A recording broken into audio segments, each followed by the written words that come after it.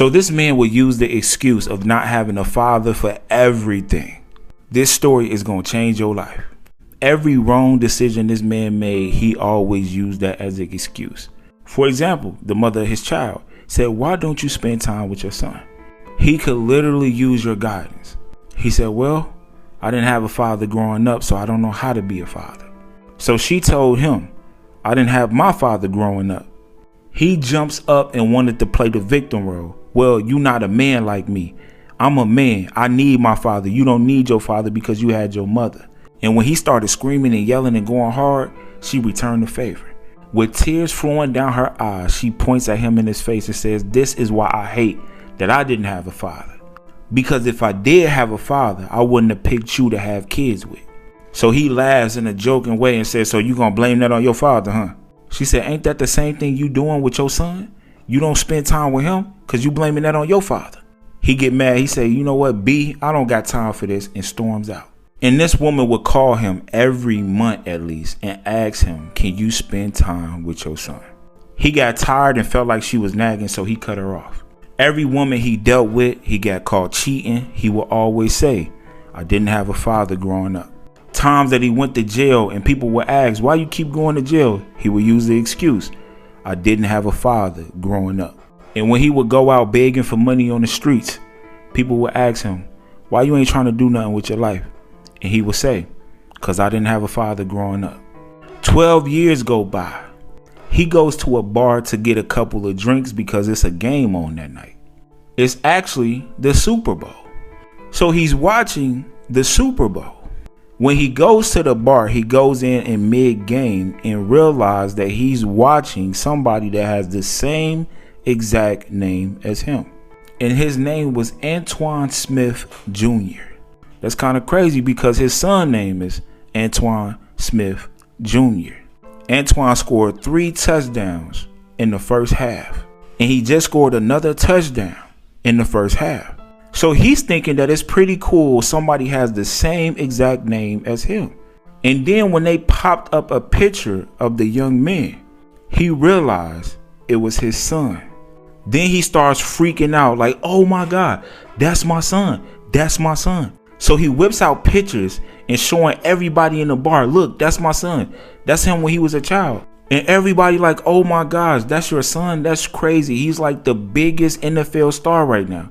Now he's thinking in the back of his head that his sons probably still would want to have a relationship with him. So he's crying that his son had made it. At this moment, he feeling like a proud father to see his son in the NFL. On one of the biggest stages in the world, all the A-list celebrities are there. He feels really proud to be his father. And everybody around him is buying him drinks because your son is a NFL star.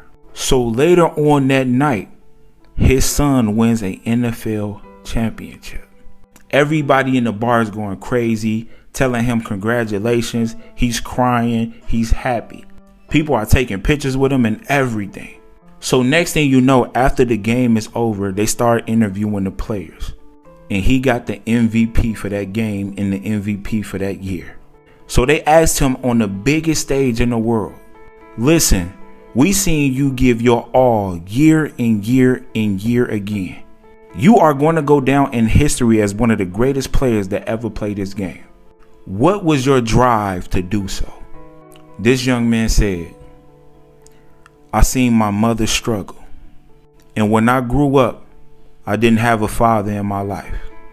He said, "I didn't have a father to tell me to do the right thing.